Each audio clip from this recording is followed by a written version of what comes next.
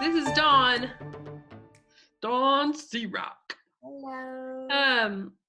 Last time we talked, we were talking about where we left off was we left off about you were getting abused as a young little whippersnapper, young child, starving, neglected, getting beaten. And you briefly touched on, I want to go back because you were like, I left, they picked me up, and I'm like, okay, wait, let's go back. You left, they picked you up. Okay, so you decided at age 11, you packed your stuff up and you were like, tonight is the last time it's going to happen. I'm outies. Yep. And you packed your stuff up into little grocery bags and you walked out. I did. So where did you go? I went to the police station first, and they just said, go home. Like they knew my family anyway. My family was constantly in trouble legally and with the law. My siblings, my older siblings, because they were like teenagers, so they were always in trouble. And my mom was always, whatever. They knew us. They knew my family. Right. So they just told me to go home. And so I ended up leaving the police station, and it was like 2 a.m. And we had a Mr. Donut. That was the name of the donut shop. And it was open 24 hours a day. And that's where I hung out for months. I stayed there all night long unless a friend of mine found a spot, and then we'd go stay there. So when you say, hold on, because when you say you went to the Mr. Donut, okay, here's my idea of, like, this is what I did as an 11-year-old going to Mr. Donut. I went and hung out with my friends at Mr. Donut, and we had some donuts and a drink and yada yada, and then we went home. Yeah. But when you say you went to Mr. Donut, I mean, did you go inside Mr. Donut? Oh yeah, they knew. Right. Yeah, they knew. They never had an issue with it. They never said I had to leave.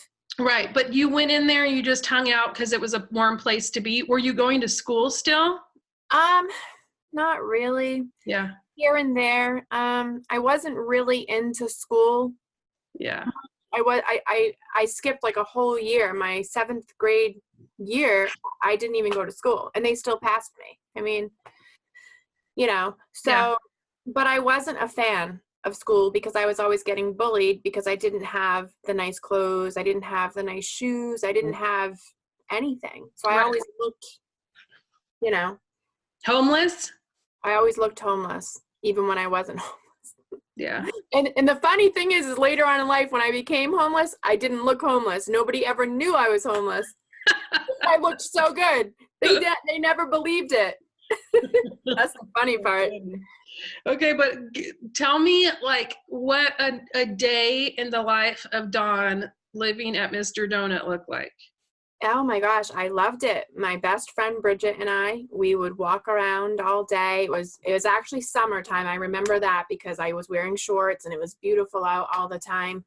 And we would go into, I don't remember the name of the store because it's gone now, but it was a store, and we would go in and steal cigarettes. That was like our focus for the day. That was our plan for the day. Get our cigarettes, as many as we could, so we'd have smokes.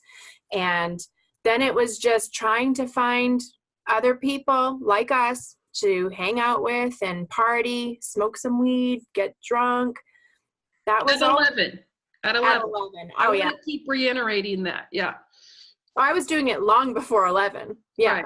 Yeah, because when did you have your first drink? I was 9, and my first drink, I mean, it wasn't a drink. My first time drinking, it was a blackout drunk. Wow. My first time. And I only learned later in life that was a alcoholic indicator. I had no idea. Yeah. I just knew that I loved it, and I had a good time, and I didn't care about my life, my circumstances. It didn't matter. Yeah. So you're living at the Mr. Donut. You go around and you walk around in like parks and things like that, find weed, score stuff. How are you living like like with money wise and stuff? Well, Just we didn't have money, but you find boys. mm, That's always the key. Find a boy. who wants to be your knight in shining armor and take care of you, but they're No, the boy who wants to feel you up, the boy who wants to do something inappropriate. Yeah. And yeah, we would get to take showers when their parents were at work. You know, they would let us in when their parents went off for the day. So we'd have to wait a little bit and then go. And then once school was out, we had to leave. Mm-hmm. So it just worked out. You know, we always managed to find something, maybe not every day, but for the most part, I was much safer in that situation. Right. And whatever dangers were because I chose them. Right. Yeah. So yeah, but that was one of the things that I wanted to just like say too is the alternative was to be at home and get beat up. So this was that when you said I loved it, it was like, well, you loved it because it was freedom from being beaten up and being, you know. Yeah, and it's so funny because my mother had a different view of it. She says that she was disciplining me and that I was just rebellious. That's how she twisted it to make it always seem that she was trying to be a good mother. Right. Well, you even said that when she would bring it up, she would say like things that you did from last year and last week and stuff, and probably just relevant little mistakes that normal kids make. And yeah. I mean, it was because I called her at work or I, you know, whatever. Mm-hmm. You know, when my dad left, she ended up having to go to work. So, okay.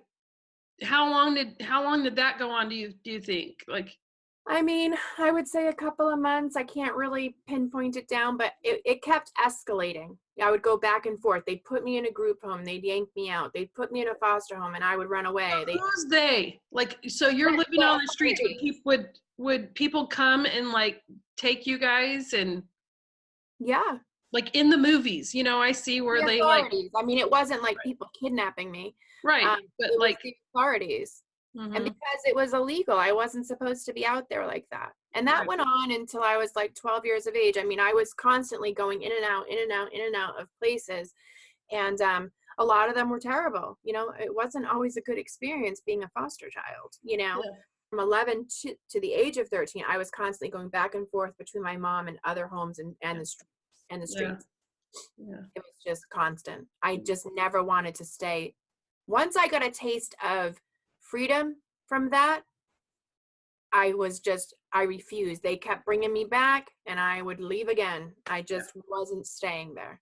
Right. I went to school and a friend of mine, right. Well, I'm sorry, I always call her a friend because she's my friend now.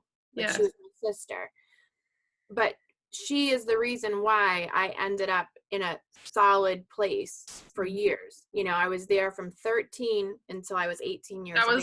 That was my next question is when did you get to go to that home? I was 13 years old when I went to that home. What was the family dynamic like at that home? It was two parents and their daughter and me. Now you. Mm-hmm. And they went my first day there that they decided they were going to keep me. They took me shopping. I can tell you everything that they bought me and what it looked like. I remember it very well. They took me shopping at Ames for clothing. I got to get like 4 outfits. And then I came back to their house and they had already had the bedroom set up with 2 twin beds. Stop. And I never had a bed of my own, ever. And that was like, wow. And then I couldn't understand, like, who are these people that do this kind of a thing? Mm-hmm. It didn't compute in my mind. I couldn't understand it. Like, what was the motivation? Not really understanding that it was just a genuine love that motivated it. Mm-hmm. I was always very suspicious. But very suspicious of anything. Yeah. How long did you live with them? 13 to what? 13 to 18 when I got married my first time. Oh, so you went through high school and everything living there. I did. Wow. That's pretty cool of them. Yeah, and I mean, it was pretty cool of her because I was really not nice to her, and she still had a heart. And I guess she was wise enough at her young age to see The that I need. was really just being abused. And that's what caused me to be, abusive to her. Right. That was really something to be Yeah. able to know that. Dun, dun, dun. Dun, dun, dun. Yes. Yes. I know. I feel, and I, it's like tread lightly, Dana. I'm so like intrigued by all of your story and everything. And I just want to know, like, I want to know how you felt in every moment, because I don't know why. I don't know why I want to know that, but I do, because I guess I just love you. And I think that, like, when I go back to that, I was like, Dawn had to go live at the Mr. Donut.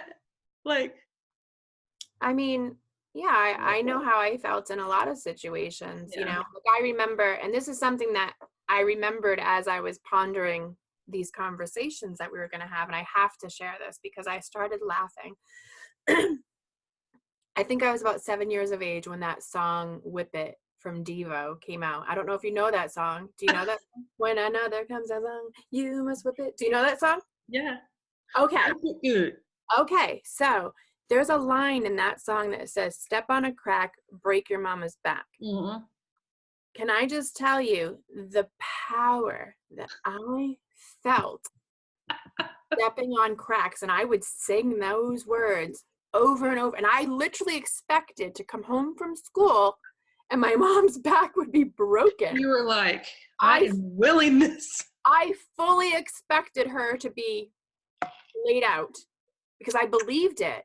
I was like, I never heard this before. I never heard if you step on a crack, you break your mother's back. What? I was so excited. And then when I came home, I was so disappointed. I was like, and I asked her, like, how's your back?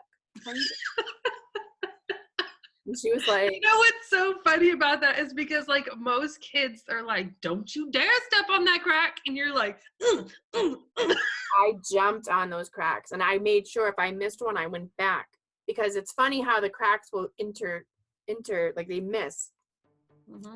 You can't step on every crack like walking. You have to intentionally do this because you'll miss a crack. And I would make sure I'm getting every freaking crack.